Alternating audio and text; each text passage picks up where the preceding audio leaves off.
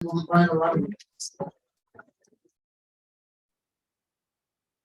At the end, if you have questions for Anthony or Brian at the end of the presentation, but we're going to introduce our main speaker tonight or today, which is Anthony Gatto, who is the Director of Legal Affairs for New York State Association of Realtors.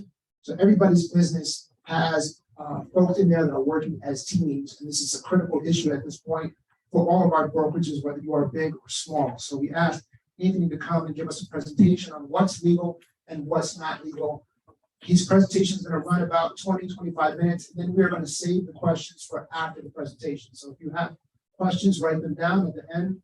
We'll come around and make sure they all get answered. So Anthony, the show is yours. Okay, let me get to the right screen here. And while Anthony is doing that, I'm here to let you all know this is being recorded.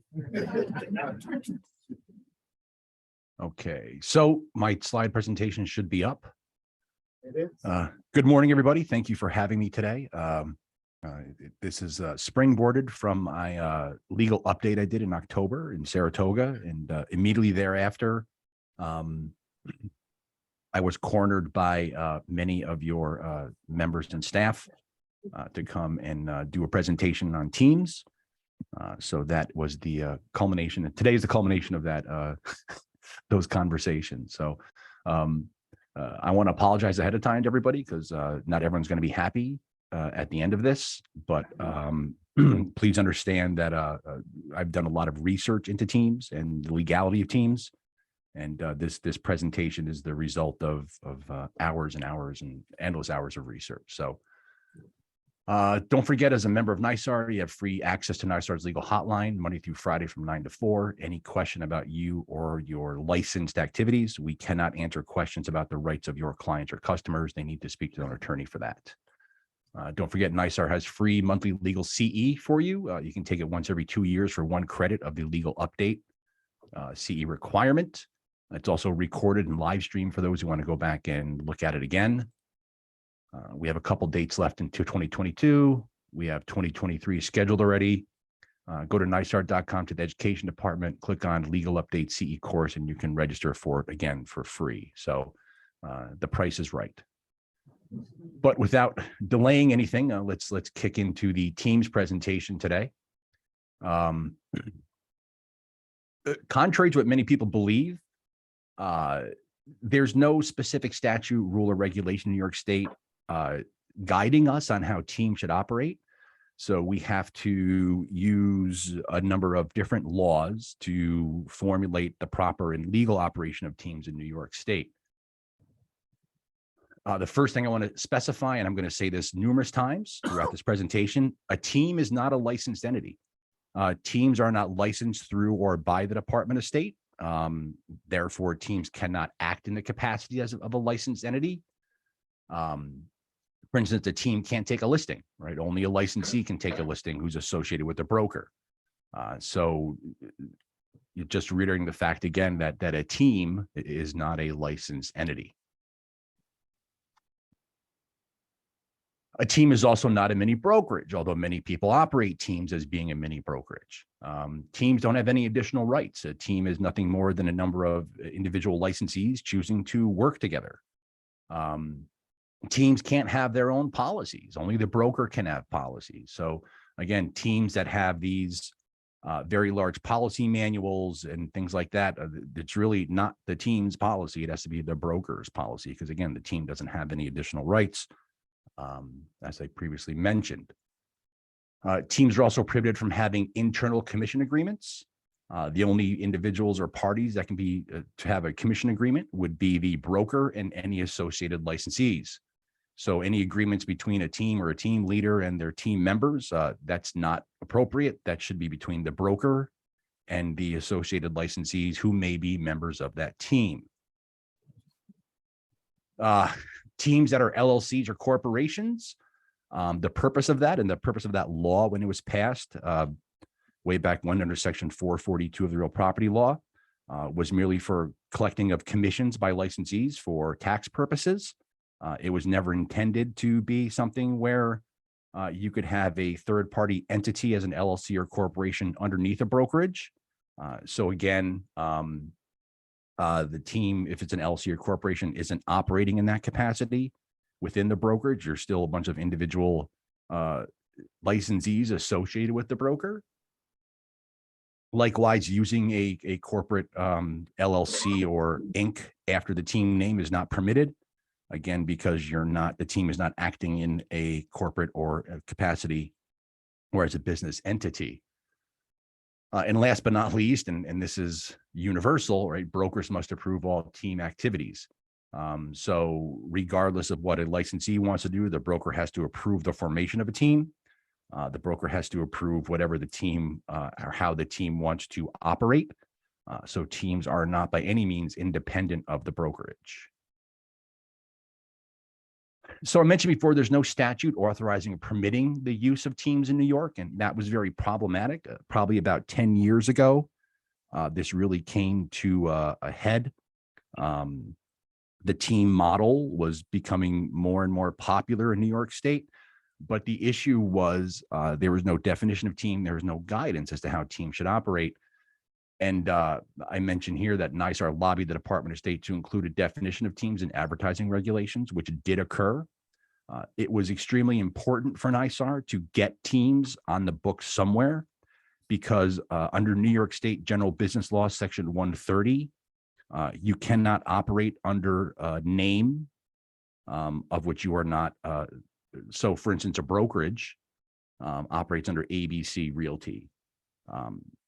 But if ABC Realty had the Anthony Gatto team, that would not be permitted because it's actually the brokerage, right? The broker owns everything. So even with the Anthony Gatto team, the broker was the owner of the Anthony Gatto team, and they cannot operate under a name under which they don't have filed with the Department of State and the Division of Corporations. So prior to having teams put into the advertising regulations, any broker that permitted teams to operate was running the risk of violating General Business Law, Section 130.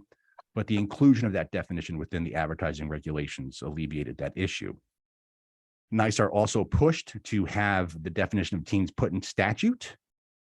What happened was the legislature came back to us and said, no, we want more than that. We want legislation on how teams should operate. We went back and had discussions internally as well as with members. And it was determined that maybe that might not be the best course of action to take, because, I guess the saying is be careful what you ask for. The proposed legislation may not be what we wanted it to be. Once it hit the legislature and interested parties commented on it, it could have turned into something that was unmanageable. So we did not follow through with that.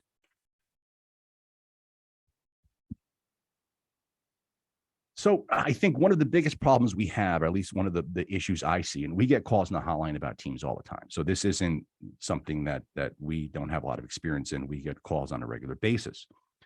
Teams are not universally consistent across the U.S. because every state has different laws as to how real estate licensees can operate. Some states have laws pertaining to teams and some states don't, and they're all different. So a team in Indiana may not be the same as a team in New York. And the problem is a lot of individuals take team courses, or they are provided with information or guidance if they're a franchise broker from the national franchise as to how to operate teams, but those are not in compliance with New York state law. So licensees are taking these courses that are being offered nationwide, or they're taking information from their national franchise about teams that is not in compliance with New York state law. And in fact, the licensees will be operating outside of New York state law if they were to follow what these courses or what this guidance states. And like I said, one size does not fit all. I think that's the problem with taking courses on teams on a national level, compared to having it being New York specific. So this is the definition of a team pursuant to the advertising regulations. 2 or more persons, one of whom must be an associate real estate broker or salesperson associated with the same real estate brokerage, who hold themselves out or operate as a team. So the first thing it tells us is you only have to have one licensee on a team, but you need to have at least another person who could be a personal assistant, which we'll talk about later. And you have to be, if there's more than one licensee, everyone has to be associated with the same brokerage. So you can't have teams spanning across multiple brokerages. They can only belong to the same broker. They put guidance on as far as team names are concerned. Prior to the advertising regulations, you wouldn't be able to tell a team from a brokerage based on the what's the way I want to put this? The manner in which team leaders were naming their teams. There were teams that were sounding like stockbrokers or brokerage houses for finance. The names were misleading in many situations. So the Department of State wanted to reel that in and control the way that teams are named. So team names have to either have the full license name of one of the licensees who's a part of the team, or if the full license name isn't included, the team name must be followed by at or of the name of the brokerage. So, the Anthony Gatto team would be sufficient, but if I don't want the Anthony Gatto team, I want the Gatto team. That'd be the Gatto team at ABC Realty. Team names have to use the term team in them. So if you have a team, it has to say team within the name of the team. You can't use other terms like associates or associates, realty, group, partners, etc. So the name team has to be within the name of the team itself. The use of any other terms is specifically expressly prohibited by the statute or by the regulation, I'm sorry. Team names to avoid, names that sound like a standalone brokerage, right? Again, even though it's not specifically set forth within the regulation, overall under Article 12A of the Real Property Law, you have an obligation not to mislead in your advertisements. I think if a licensee starts a team and makes it sound exactly like a brokerage name, I think that might be problematic, and the Department of State could deem that to be misleading as far as the advertisements are concerned. Like I mentioned previously, don't put your corporate identity in the team name, no INC or LLC after it. And don't use terms other than team. And again, mentioned before, partners, advisors, affiliates, those would also not be permitted as part of the team name. In 2018, I requested an opinion from the Department of State regarding the at or of the full name of the brokerage. And I asked the Department of State if we could use the at symbol, and they said that would be permissible. For instance, here are some permissible team names, right? The Jonathan Galt team, Jonathan John Galt team, because he has his nickname in quotes. You can use your nickname as long as you use your full license name. The Galt team at Spindrift Realty, and then the Galt team with the at sign Spindrift Realty. But all of these are permitted team names pursuant to the Department of State. These are prohibited team names. Again, the Jonathan Galt team LLC, you don't want your corporate identity there. The John Galt team, John's not his license name. His license name is Jonathan. So that would not be permitted. The Galt Realty team, again, you can't use the term realty within your team name unless it's included within your brokerage's name and you're identifying your broker, such as the third example here. The Galt brokerage team at Spindrift Realty, again, that sounds too much like a broker's name. I think that would be impermissible. And Galt Realty Advisors, because it's using advisors instead of team, as well as not having the full license name or identifying them being at or of the name of the brokerage. Now, again, partners isn't permitted, associates isn't permitted. I have the Rupert Murdoch team here merely because you can only use a team name that has a member. So the individual's name has to be a member of the team. Rupert Murdoch's not a member of your team, so you can't use the Rupert Murdoch team. That would not be permitted.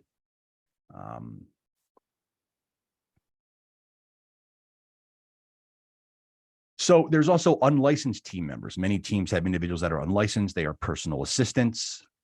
If you are using the name of an unlicensed individual in advertisement, the advertisement must clearly and conspicuously state which individuals are licensees and which ones are not. That would include photographs.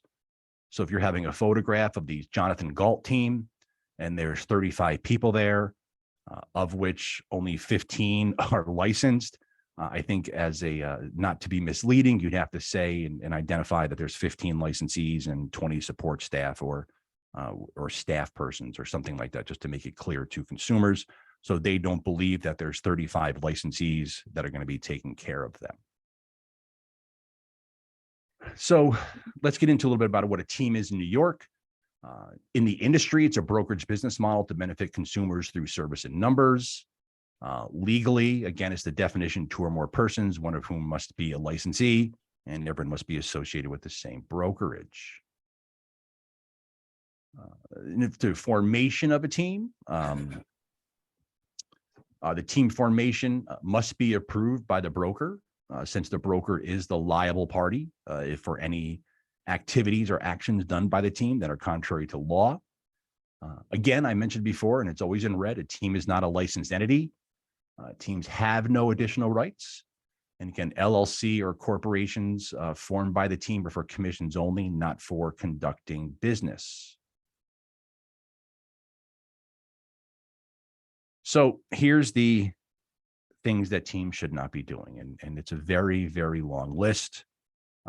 Most of it I've come to realize from being on the hotline and answering questions about teams. Some of it's from what I've noticed locally in the Albany area, going around seeing what teams are doing or advertisements made by teams. So first thing first, a team cannot enter into an agreement with the consumer, right? A team's not a licensed entity. Who's going to be entering into the agreement with the consumer? A licensee associated with the broker on behalf of the broker. So again, agency disclosure form, listing agreements, other types of disclosure forms, all of those have to have the name of the licensee and the brokerage on it. The name of the team should not appear on any of those forms because a team is not a licensed entity. The only place the team name should appear is in advertisements, because it is permitted pursuant to the advertising regulations. So a team name can appear in advertisements, but again, a team name should not appear on any forms. Another big issue is teams should not be referring to any member of the team as a corporate officer unless referring to an officer of the brokerage. Pursuant to New York State law and regulation, the only individual who can have a corporate title would be the broker. Anyone other than the broker cannot have a title such as president, vice president, secretary, treasurer, director, manager. All of those are corporate titles that are restricted specifically to the broker themselves and not to any licensees under that broker, including team leaders.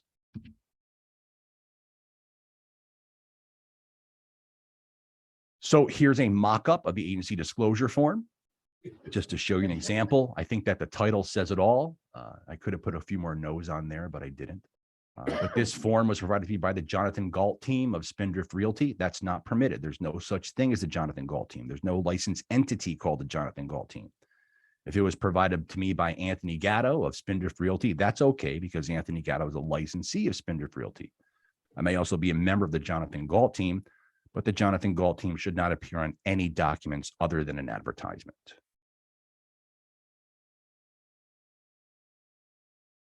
So teams cannot collect fees or commissions or anything of monetary value from anyone but their broker, right? Same as licensees. Remember, a team is nothing more than a group of licensees choosing to work together. So the same rules that apply to licensees apply to teams. A team cannot sue anybody, right? Only a broker can sue for commissions. Only a broker should sue. So the team itself, again, not being a licensed entity, is not permitted to sue or to bring action or to bring arbitration. Again, that's specifically within the broker, because only the broker, it can collect commissions or fees. Some teams are very entrepreneurial. I am not discouraging people from being entrepreneurial and thinking outside the box, but you have to make sure it falls within the parameters of legality within New York State. Some teams have expanded their business beyond merely providing licensed services. Some teams have other businesses that they own. And believe it or not, many teams that I've spoken to have passed out team-specific affiliated business disclosures. Again, the team's not a licensed entity. There's no business that the team's conducting. The team's conducting business on behalf of the broker, not on behalf of themselves.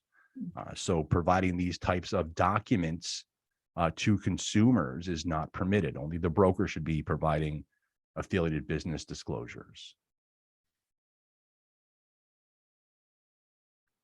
Teams cannot maintain an escrow account. I think the first time I got this phone call, my heart skipped a beat. I had some palpitations. A team called up and said, well, we have this purchase offer, the good faith deposit was submitted, we put it into our escrow account. And now we have to, there's issues with the contract. The one party wants the money back. The other party says they don't want it, they think they should retain it because the buyers breached the contract. How do we rectify this within our escrow account? And I didn't realize they were talking about the team's escrow account until about 5 minutes into the conversation. And then when I finally did, I only the broker can maintain an escrow account, right? Because it's the broker's license, it's the broker's listings, it's the broker's clients, it's the broker's customers. Members of the team are associated with that broker. So only the broker should have an escrow account. Teams under no circumstances should have escrow accounts. That is highly illegal. Your broker risks losing their license if a team has an escrow account and is taking funds from consumers to put into that escrow account. So if you do have one, I would highly recommend getting rid of it ASAP. The other issue we have, and this is something that continues to be problematic, is team leaders putting all of the listings in their name and getting the credit for all of those listings. That could be deemed to be misleading if the team leader is not involved substantively in the transaction, other than being the team leader. There are other individuals within the team, within the brokerage, who are working on that file. And again, having a team leader claim that Anthony Gatto had 475 listings last year, I never had 475 listings. Other members of my brokerage had those listings. I just stuck my name on them for credit. That's not appropriate. What would be appropriate, instead of saying Anthony Gatto had 475 listings or the Anthony Gatto team had 475 listings, it's members of the Anthony Gatto team had 475 listings last year. That would be the appropriate way to say it, because otherwise I believe it would be misleading. Again, no credit for a listing merely for running a team, right? So the big thing with salespersons is credit, right? Credit for a listing, credit for a sale, credit for a rental. All those numbers add up when that salesperson decides they may want to become an associate broker and take the associate broker's course and test. The broker has to certify how many listings they had for the points you have to acquire in order to become or take the test to be associate broker or broker. The issue brokers have, if they're permitting the team leader to put their name on everything, is how are you going to certify that salesperson when they come back to you in a year, 2, 3 years and say, hey, I need you to sign this form for me. I'm taking the associate broker's course. And the broker says, well, let me look it up. And within the MLS, they're looking up and this licensee's name doesn't appear anywhere because they're on the Anthony Gatto team and Anthony Gatto's name appears on every single listing. So the broker has to be concerned with how are they going to track transactions that their licensees are doing if everything's within the team leader's name. So that's something that brokers have to consider when they're permitting teams to operate under their license. So pursuant to the regulations, if someone wants to become an associate broker, they have to provide documentation showing the amount of transactions they had to reach that certain point value. And again, those are done by taking listings, doing purchases, rentals, etc. So all of those have different points associated with them. And that licensee would have to show how many points they have. And then the broker certifies it. The broker says, yes, while Anthony was with me, he, this is accurate that he did, 47 listings. He had 35 sales and 12 rentals. So the broker has to certify that. Again, it's the broker's responsibility to know how many transactions this individual licensee had. That really should not be left up to a team leader as far as documentation is concerned, or documenting what member of the team is involved in each transaction. It's the broker's responsibility, right? It's the broker's one who's supposed to be tracking how many transactions their licensees have. So that's something the broker should have to put in place.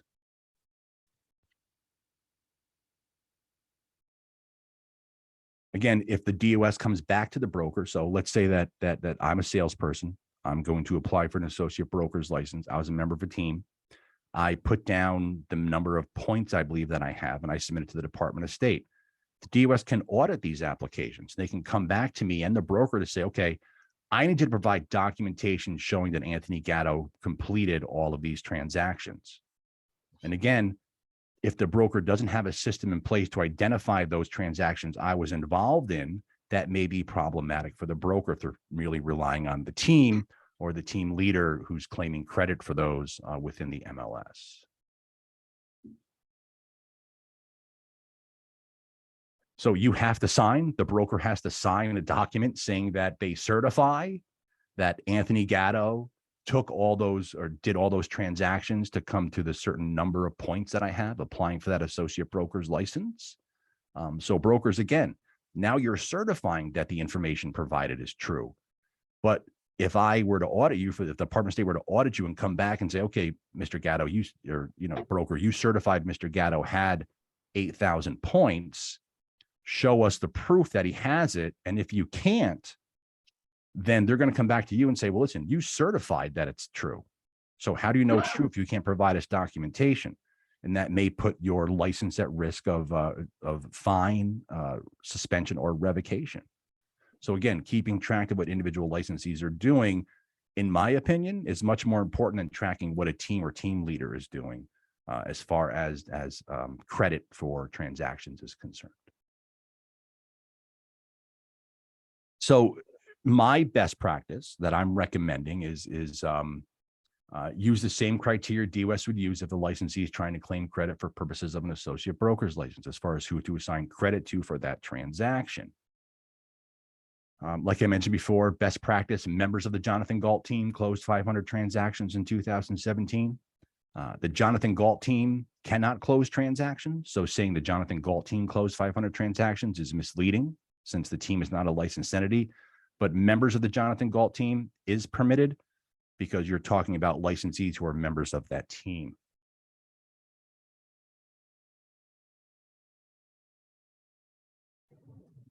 So let's talk about something that teams can do, right? I talked a lot about what teams are prohibited from doing, but let's talk about what teams are permitted to do. So under Section 442 of the Real Property Law, it permits licensees to form LLCs or corporations for the purpose of collecting commissions from their broker. Okay, and that was done for benefit of tax purposes for those licensees. That's why that was added in there quite a few years ago. So a team may form the corporation or LLC for the collecting of commissions. We'll go into that with more detail in a little bit. That'll be the fun part. A team can also occupy a branch office, right? Brokers are permitted to have branch offices as long as it's a licensed branch office that they've gone through the process with the Department of State to register the office. Nothing prohibits the broker from saying, okay, the Anthony Gatto team is going to occupy the property at 15 Main Street. It's still part of ABC Realty. So it's all the ABC Realty signage, but the only licensees occupying that office are going to be the Anthony Gatto team. That is permissible. There's nothing wrong with that.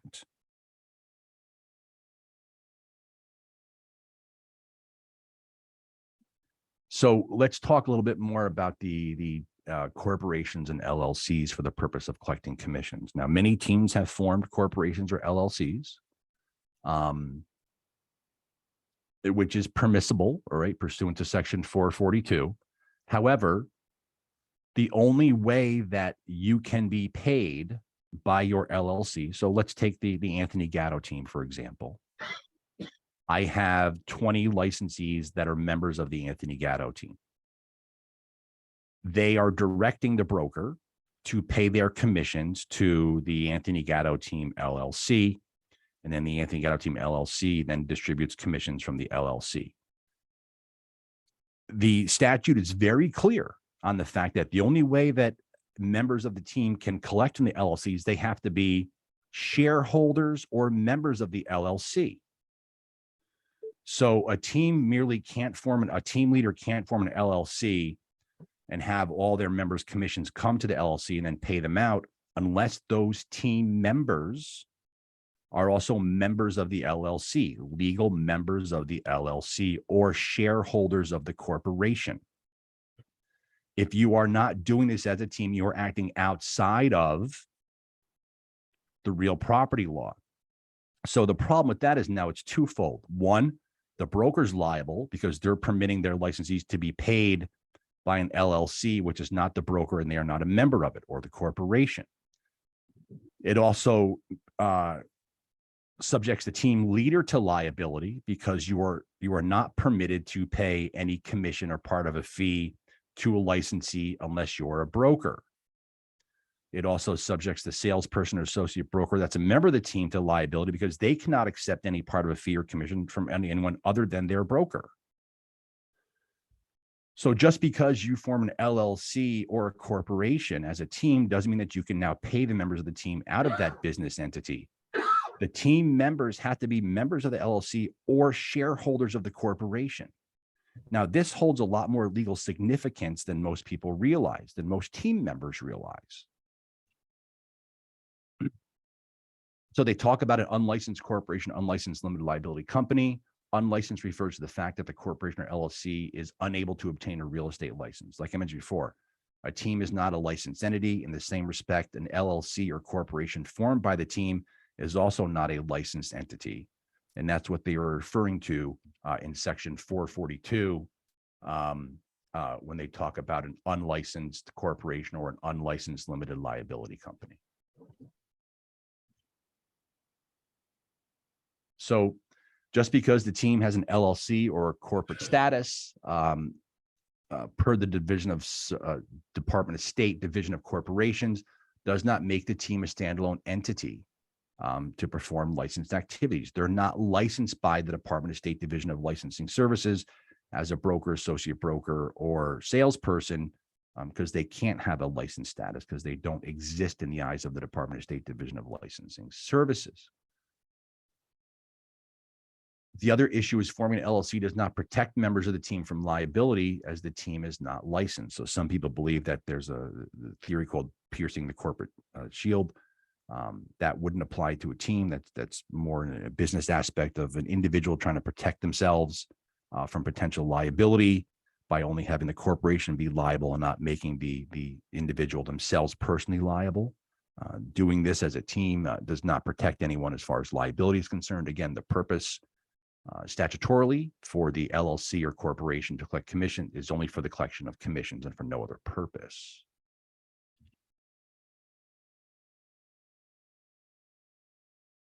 So when the section 442 was amended to include the LLC and corporation components to it, there were a lot of memos surrounding and submitted by interested parties, including state entities, about the actual law itself before it was passed. So prior to that being passed, it was illegal for a broker to pay a corporation or business entity owned by a licensee. They had to pay the licensee directly. Again, in the sponsor's memo, allowing this to happen, right? This is the justification for the statute when it was passed, was that doing this permits the salesperson, associate broker, taking full advantage of tax laws, and there was no adverse effect on the public. Again, this is happening behind the scenes at the brokerage. The broker collects their commission from the consumer. The broker then splits the commission pursuant to whatever agreement they have, and they pay their licensee. So the general public doesn't see this. They don't know this is existing. So again, there's no impact to the general public. This is all kind of done behind the scenes. So there were justifications for permitting LLCs and corporations to be paid by the broker, again, so long as all the members were associated with that brokerage. The Department of State provided their comments on it. The Department of State was not opposed to it. They saw no issue with it. Again, it was done merely for licensees to take advantage of certain provisions of the tax code.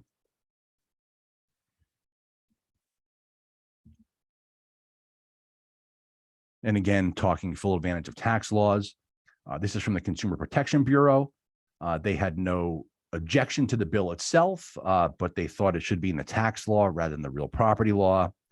I don't see the issue either way. Again, they didn't object to it, so the Consumer Protection Bureau was okay with it as well. So taking all of that into consideration, including the legislative history I just provided to you, and all of these memos were contained within the bill jacket.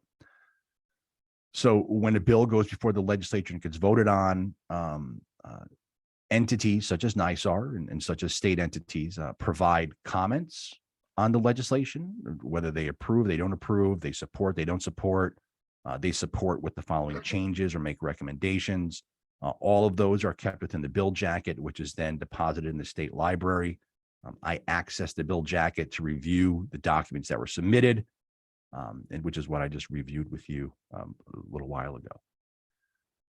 So again, looking at the statute itself in its express terms, only members of the LLC may be paid by the LLC. Now, this is a legal aspect of the entity itself. By being a member of the LLC, right, that licensee is assuming joint liability for the LLC. I don't think that many members of teams know that. I don't think that many teams that have LLCs have their licensees as members of the LLC, official business members of the LLC. And that's not in compliance with Section 442. So if you're an LLC and you are paying members of your team through that LLC, those team members have to be members of the LLC as well. And you need to talk to your attorney about how to add those individuals onto your LLC to become members. And then again, individual licensees who want to become a member of a team that's an LLC should also be aware that they are also exposed to liability. Whatever liability that team LLC takes on, those members of the LLC will also be responsible for that liability, whatever it happens to be. The same thing applies to any team that forms a corporation for the purposes of collecting commissions. Those individuals who are members of that team, that's a corporation, should be shareholders of that corporation. That's the only way they can collect their commissions. If the team member is not a member of the LLC or a shareholder in the corporation, they can only be paid by the broker. They can't be paid by the team. And again, that's very, very clear under Section 442. So while it may have seemed like a great idea to form an LLC or corporation and then pay your team members out of it, there's a lot more to it than just that. And again, having those team members be part of the business entity is required under Section 442. So I talked about teams and branch offices. Like I said, a team may exclusively occupy a branch office. The branch office must identify the brokerage like any other sign for the brokerage, right? The broker owns everything. It's the broker's office. So ABC Realty has to appear on the sign. It can be ABC Realty, the Anthony Gatto team. That's fine to put on the sign. Again, so long as a reasonable person walking by can identify it as a brokerage by ABC Realty. So you don't want to have the Anthony Gatto team in giant letters and then in like 8-point font in the bottom corner, ABC Realty. So it has to be obvious to the reasonable person. The Department of State uses what's called the reasonable person standard when looking at certain types of advertisements. And essentially, to put this as simple as I can, they grab a John Q. Public off the street and they hold up an advertisement in front of him and say, can you identify who the broker is?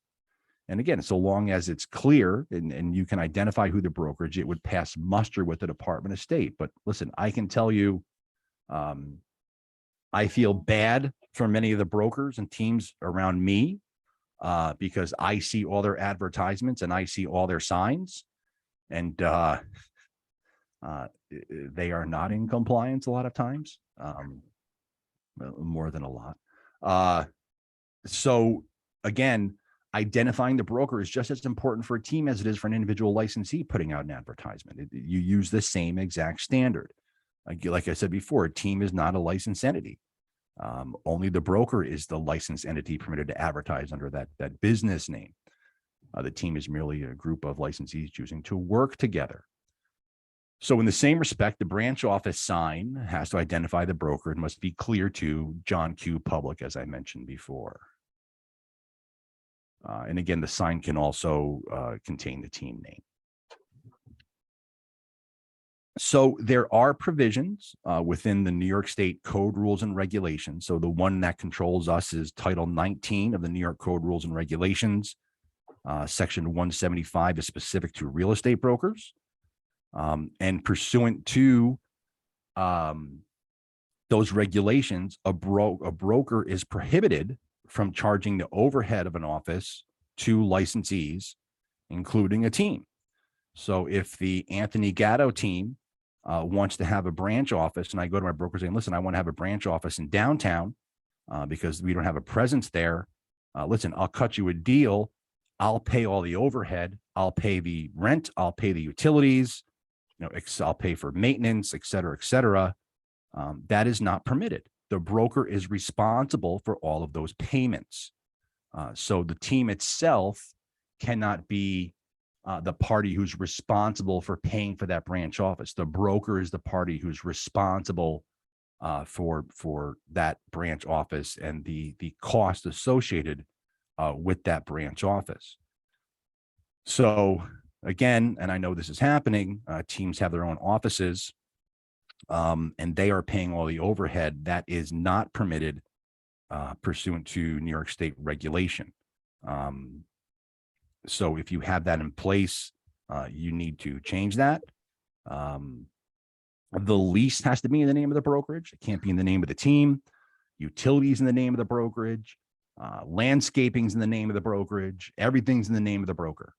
And then the team can't be held responsible for operating the costs of that branch office. So brokers sometimes charge office fees to licensees. They could easily do that. However, they can't charge the Anthony Gatto team branch office $500 a month each, while charging other licensees who are members of another office that is not a team office a different amount. This is the same as making the team pay for the office if the broker's merely cutting up the amount that office costs each month by the number of individuals in the team. It's just a regular branch office of the broker. It doesn't matter to me or the Department of State that it's occupied exclusively by a team. The same rules apply regardless. Here's the regulation I mentioned previously, section 175.20A. Every branch office shall be owned, maintained, and operated only by the licensed broker to whom the license for such office is issued. It can't be any clearer. There's no exceptions. There's no asterisks. There's no opinion from the Department of State saying otherwise, which means that teams cannot be responsible for the costs of a branch office. It's just another branch office of the broker that a team happens to occupy. Again, and the rest of 175.20, the branch office shall not be conducted, maintained, and operated under an arrangement whereby a licensed salesperson or employee of the broker shall pay or be responsible for any expense or obligation created or incurred in its conduct, maintenance, operation, etc. So again, a team is a number of licensees associated with the broker choosing to work together. Whether it's a licensed salesperson or more than one licensed salesperson who's paying the cost of the office, that's not permitted regardless. So the Department of State, in promulgating these regulations, made it very, very clear that it's the broker's responsibility for all those costs. Everything should be in the broker's name or the broker's business entity's name and not in the name of the team or the team members. And those individuals are not responsible for paying such bills or whatever obligations or liabilities that particular branch office takes on.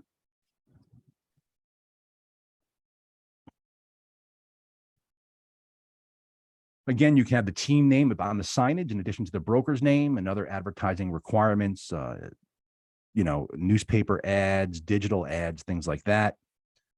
You treat the team name the same as you treat the name of a licensee as far as how to present it. And you must, again, include the identity of your brokerage in there, the name of your brokerage. I can tell you that you use the name that appears on the broker's license, using initials or a logo that doesn't contain the full license name in text is not in compliance with the advertising regulations. So,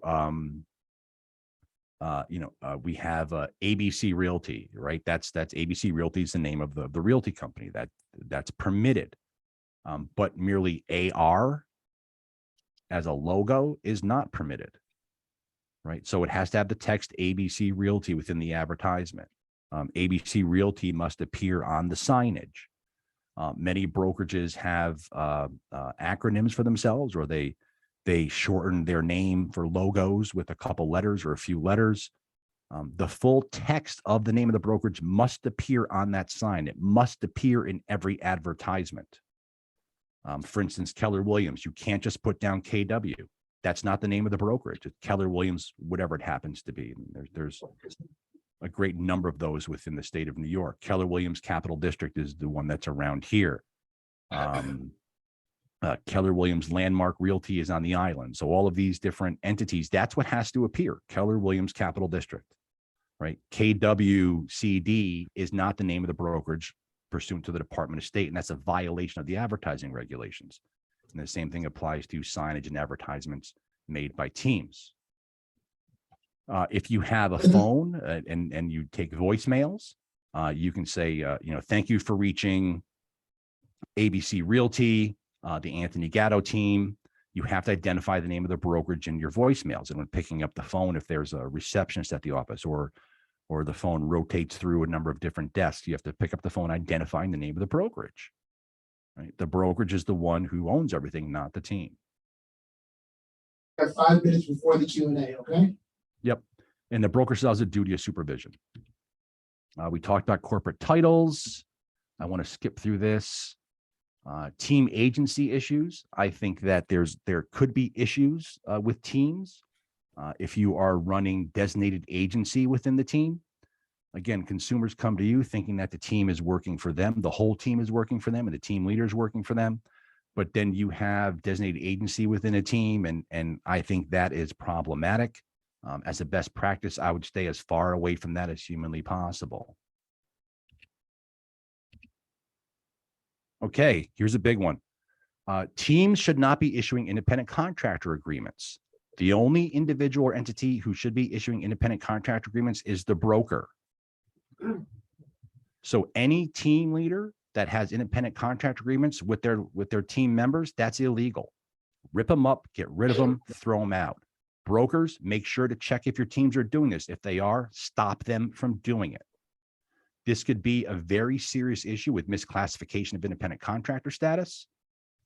And it runs contrary to labor law section 511.19, where we have the carve out for independent contractor status for real estate licensees. Remember, independent contract agreements are only between the broker and associated licensees. Teams should not have their own independent contract agreements for team members, period. Again, you can't pay unless they're members. Let's talk about personal assistants. Personal assistants are problematic because many teams pay them as independent contractors, and you can't. They're not independent contractors. That carve out that makes all of you as licensees independent contractors is specific to real estate licensees only. The job functions and duties of a personal assistant are that of an employee, and they must be paid as an employee, which means you pay them by the hour or you pay them a salary. You pay workers' compensation insurance, you pay unemployment insurance, you pay federal and state taxes on those, right? They are employees, they are not independent contractors. I recommend not to give them fancy names to their personal assistants. You just call them a personal assistant. Again, I mentioned the fact that personal assistants cannot be independent contractors. They have to be employees. Also, again, they can only be paid by the hour or a salary. You cannot pay a personal assistant contingent upon the successful closing of a transaction. You cannot pay a personal assistant a portion of the commission for their work, because only a licensee can receive commissions from their broker. So personal assistants have to be paid by the hour or by salary. Remember, personal assistants can only perform unlicensed activities. They can't perform a licensed activity. And there's also no such thing as a licensed personal assistant, right? You can't have a personal assistant be a licensee and performing licensed activities, because that personal assistant's an employee, which then subjects the broker to liability, because now you have a licensee who's an employee performing licensed activities. So if you have a personal assistant who happens to have a license, you want them to perform unlicensed activities during the time period they're working as a personal assistant, right? Then they punch out, and then they can go to work as an independent contractor of the broker as a salesperson, but they cannot mix those two jobs together, because that then subjects the broker to potential liability. If I'm paying my personal assistant by the hour, and while they're working for me from 9 to 5, they're also performing licensed activities, you can't be an employee and independent contractor at the same time performing the same job function. You have to parse those out to different hours. If you do let them do that, you're now subjecting your broker to liability for the misclassification of an independent contractor. And if that individual who happens to be a personal assistant is also a licensee and getting paid as an employee, they are an employee across the board. So again, you have to literally have that point where they punch out and then they become an independent contractor, and they're not a personal assistant performing unlicensed activities. Personal assistants can't host open houses. They can't show properties. They can't explain or interpret information on listings. They can't collect rents. They can't negotiate commissions. They can't make cold calls, phone calls. They can't solicit business. They can't do telemarketing. All of that is licensed activities. Only a licensee can do it. I don't care if your personal assistant happens to be licensed. If while you're paying them to be a personal assistant, they're only performing unlicensed activities, because you can't pay them to perform a licensed activity. Only the broker can.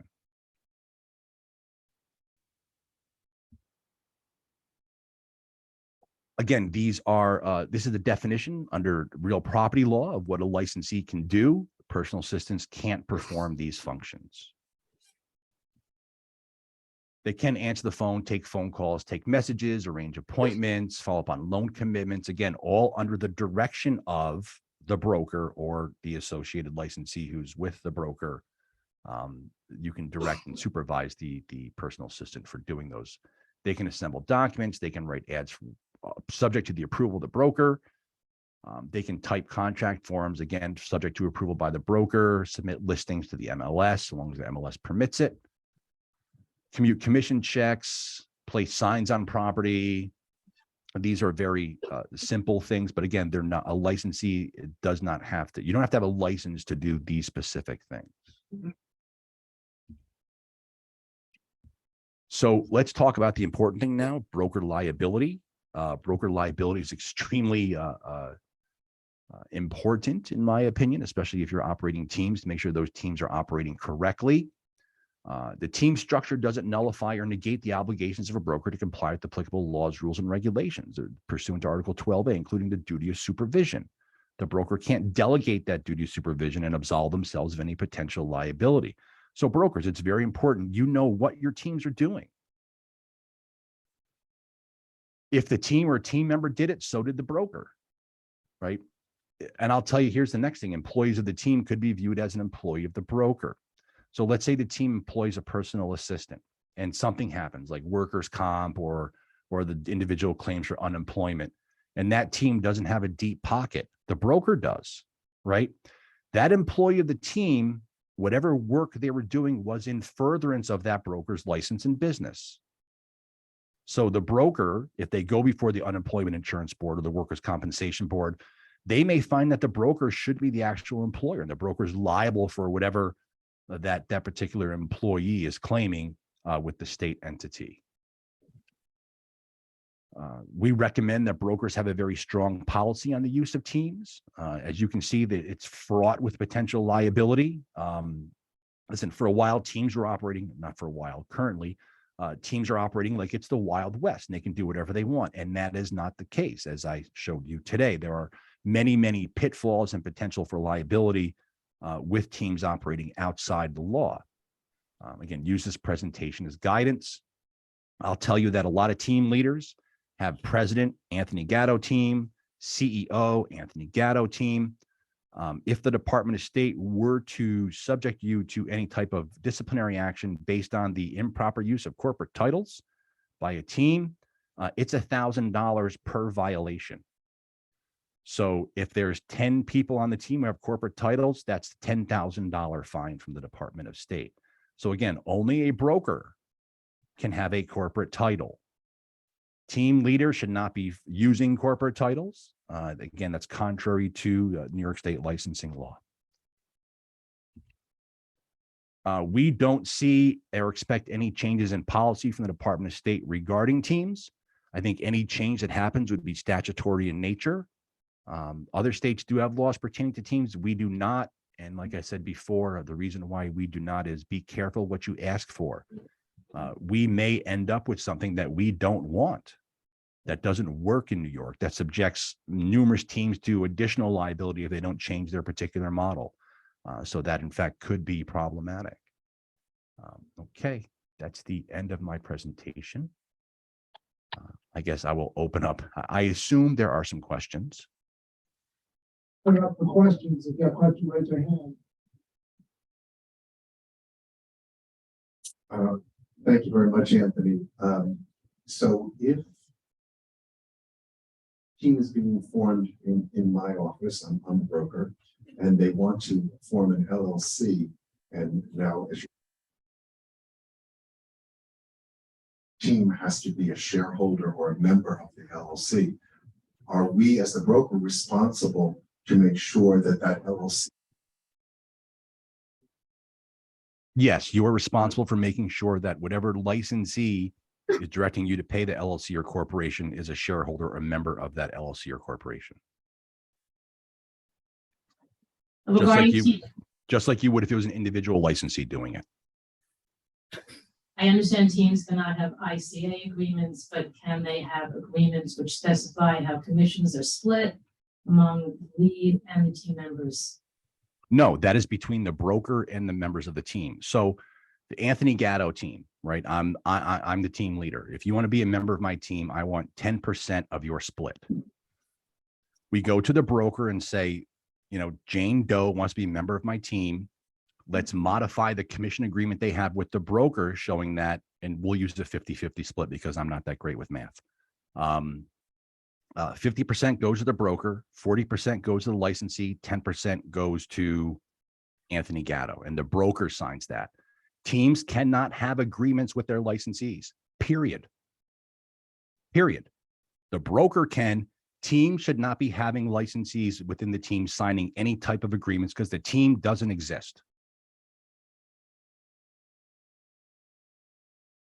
I hope that's clear. Hi, this is an agency question, just to be clear. If I'm a team leader and one of my members brings the buyer for our listing, I'm assuming that buyer's agent is dual designated just because we work for the same company. If we're co-listing, then that agent becomes a dual agent, correct? No change. Sorry, you broke up a little bit there. Sorry. Okay.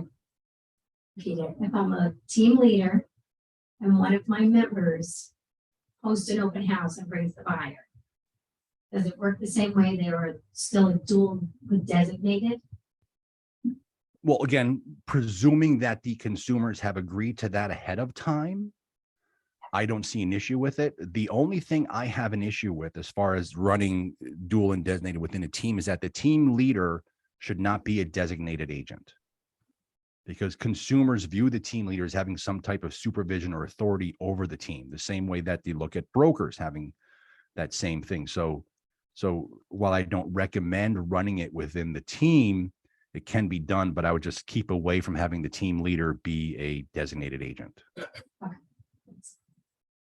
Hi, Anthony. I'm Brian Phillips. I'm with Douglas Settlement. I'm in Manhattan with our mega teams. I walk away a lot better off because of your wonderful presentation. When my managers interview team members, my team, they always say, go sign Brian's team agreement. And you're saying there should be no agreement between the team lead and the potential team member. Is that correct? I have another question also. you said we can't have, teams cannot have policies, can they have house rules? Let's say, for example, Lee comes in and, it's the listing agent. It's one of the team members' listings. So my team, house rule would be pass the lead to the list agent who has a listing rather than try to co-broke. Teams cannot have policies. No, house rules either. No. Nope. Only the Okay. broker has them. I noticed in your examples also that the teams have at least the surname of the team leader. Can you have a name like such as the Catalyst team from Compass? Yeah, the Catalyst team at Compass would be fine. Or, so you can, if it's not your full license name and you're not using a misleading name, you just have to follow with at or of the name of the brokerage. Folks are asking if they're going to be able to get a copy of the presentation today. Yes, I'll be providing a copy of the slide deck after I'm done. Anthony, if you have someone, let's say a transaction coordinator on your team, and they're licensed and they are salaried, they're not doing sales, at what point does their job switch from being an employee to a licensee? What is a transaction coordinator? So someone that is solely focused on the closing process from accepted offer to closing, paperwork, follow-up, checking in with everybody, those types of things. So if they're performing licensed activities, right, they can't be the employee. They can only be the employee of the broker, because only a broker can pay a licensee for performing licensed activities. So what's the cutoff between an administrative activity and a licensed activity? Or the turning point? Well, it's all in those slides of what they can and can't do. Right. So there's certain things that a personal assistant is not permitted to do. So if you have this transaction coordinator doing any of those activities, then they're performing as a licensee and you're violating independent contractor status and exposing your broker to significant liability. Okay. See, I told everyone I would not be a popular person at the end of this presentation. So I think I'm proving that point. Anthony, it's Ryan. Quick question, I just want you to clarify for us. With regard to teams, they're not permitted to have manual rules, require meeting attendance, things along those lines. Is that correct? Correct. What applies to a broker also applies to a team. So if a team were to do something that would violate independent contractor status, such as requiring training, requiring office time, those are not permitted. If your broker can't do it, neither can the team. And brokers, if you're letting your team do this, you're going to be the one who's liable, not the team. The broker's the liable party because it's your associated licensees under your license that is doing this. Just because it's a team does not minimize your potential for liability. In my opinion, it increases your potential for liability when teams act outside of the law. One last thing, can you touch on teams and standard operating procedures? You mean the new SOP law? Yes. Sure. So we have the new SOP law that requires brokers to say whether or not they require one of three things: identification, exclusive right to represent, or pre-quals.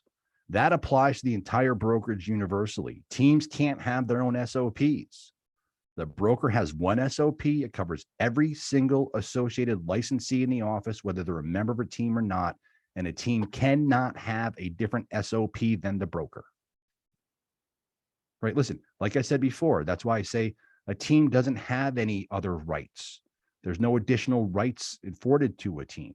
A team is nothing but a bunch of individual licensees choosing to work together, still subject to the requirements of the brokerage. Hi, Anthony. If I have a branch office and I have a team that's part of a branch office, but then they decide to take on additional space or separate space in a different location, do I need to have a separate branch license for that space? Any location where licensed activities occur must be a licensed branch office from the Department of State. Anthony, can a broker have an agreement for a team that has all the terms, conditions, house rules, whatever, for that to be on that team? It should be consistent with the same rules they have for the rest of the brokerage. I don't know what would be different from a team from an individual licensee. non-disclosure, non-competes, splits. Well, things like that. splits is between the broker and the licensee themselves. Right? So splits are between the broker and the licensee. You may have your split with the team built into it, right? So 10% goes to Anthony Gatto as leader of the Anthony Gatto team, but you shouldn't have different policies or procedures for the team as compared to the rest of the office. But would the broker have to issue that agreement to have those, the way that the splits are set up for the team? Yes. Okay. All right. Again, there's no agreement between the team leader and members of the team for commissions. There's agreements between the broker and associated licensees with that broker for the split. And you can delegate that split any way you want to, but it's the broker and the associated licensee that have that agreement, not the team and the associated licensee. We have time for 2 more questions. Sure. Hi, question in regards to phone number for team. If a team is working out of my brokerage, out of principal brokerage office, but they have a separate phone number that I guess gets routed to the team, on the individual team member's business card, do they need the office phone number, the team number, or I guess direct number for the team, and then their cell phone number if they choose so? So business cards don't necessarily require the office number of the brokerage. They require the desk number of the direct number of the licensee or team. So that would be permitted, but let's use a regular advertisement instead. That requires either the broker's phone number and or address. They would have to have the main number for their broker if they use the broker, and then the separate number for the team, and then the separate number if they're using their cell phone. Hi, Anthony. If a team is an LLC or a corporation, are unlicensed team members required to be to be members of or shareholders to be paid by the team leader? They can't be, They because the only members or shareholders have to be associated licensees. No one else can be a member or shareholder but for associated licensees. only- Thank you. All right, let's give Anthony a round of applause. And thank you, everyone. And just so you know, Liz is waiting patiently on the hotline for all of you that are going to be making phone calls from your car after this presentation. So I provided her with a copy of the slide deck, so she is prepared to answer your questions.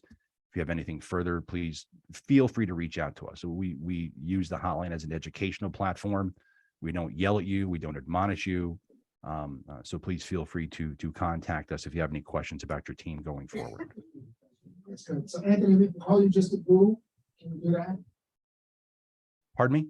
Can we call you just a boo? Yeah, for some reason, the audio is getting garbled. Or we're gonna No, I'm give it being to honest. Chad, we can close it out.